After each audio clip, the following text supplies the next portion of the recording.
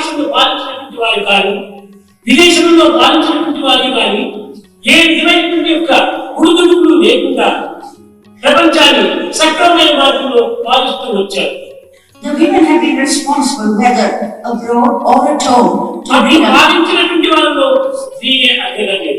bringing about peace and harmony and ruling in such a way. ఈ విధమైనటువంటి దీంట్లో స్త్రీలు చాలా ధైర్యంతో ముందంజ వేసి దేశం యొక్క క్షేమం కోసము సమాజం యొక్క అభివృద్ధి కోసము పాటుపడుతూ వచ్చారు.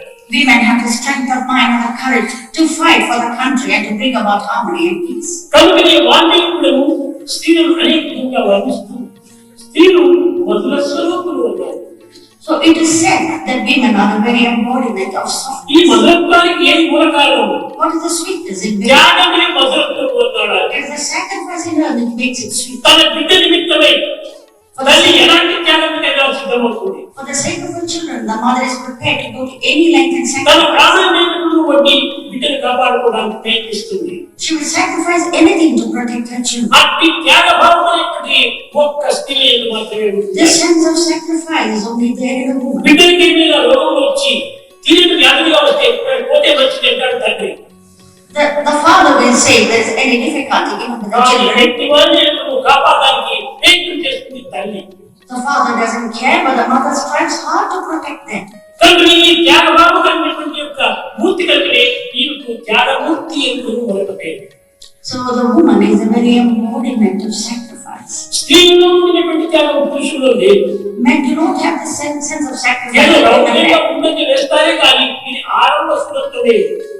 The men go forward, that kind of forward. అంత్యం వరకు పోరాడి విజయాన్ని సాధించడానికి పరిపూర్ణ కంటన కట్టుకునేటువంటి స్త్రీ.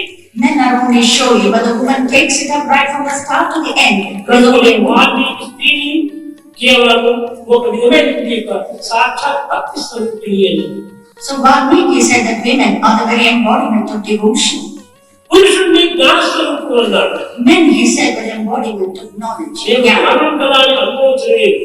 One may think, oh, ఈ జ్ఞానేటువంటి పురుషులకు భగవంతుని యొక్క స్థానం లోపల కేవలం దర్బార్ హాజరుకు మాత్రమే అతనికి ప్రవేశం ఉంటుంటారు. those who follow the jnana have only access only to the door of the God's darbar. అంతకంటే లోపల ప్రవేశించడానికి అంటే అధికారం లేదు. They cannot go more inside.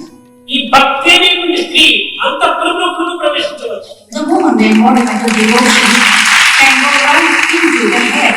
కనుక భక్తి అంత స్వతంత్రం ఉండాలి. So Bhakti has got so much of rights. समस्त लोक